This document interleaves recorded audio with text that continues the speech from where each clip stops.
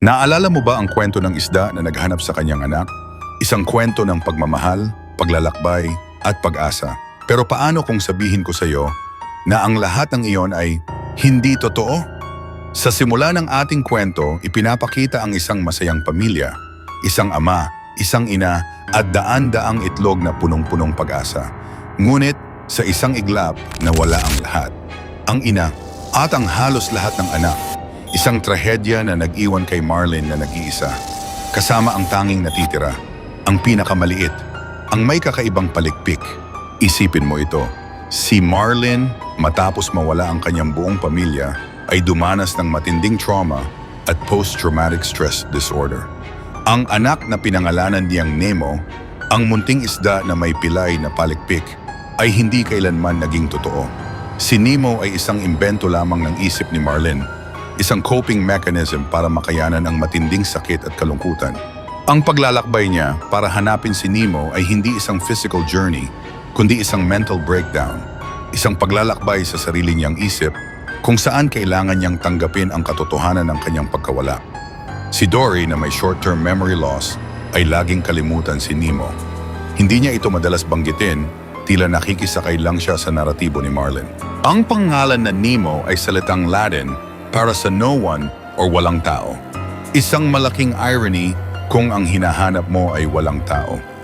Ang mga kaibigan ni Marlin sa huli, tulad ng mga sharks na pilit na nagpapakatino, ay mga character na tila sumisimbolo sa kanyang mga internal struggles at fears, mga demons na kailangan niyang harapin.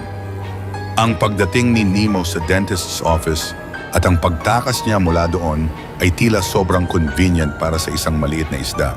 Para bang parte lang ito ng fantasy ni Marlin. Tignan ang mga pahiwatig. Si Dory, na kanyang kaibigan, ay laging nawawala sa alaala ang pagkakaroon ni Nemo.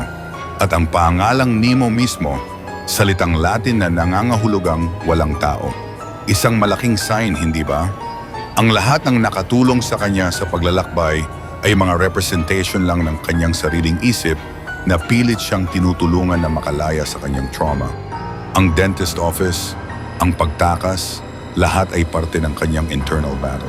Sa dulo ng pelikula, nakita natin si Marlin at Nemo na masaya.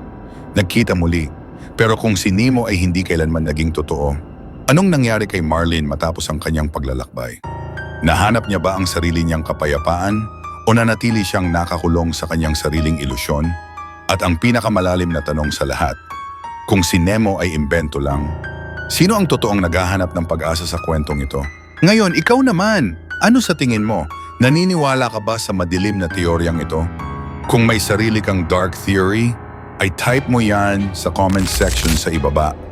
Kung nakakagulat at nakapagpabago sa pananaw mo ang video na to, pindutin ang like button at i-share sa mga kaibigan mo. At kung gusto mo pa ng mas marami pang ganitong klase ng deep dive sa mga pelikula, huwag kalimutang isubscribe ang channel na to. Pindutin mo rin ang notification bell para updated ka.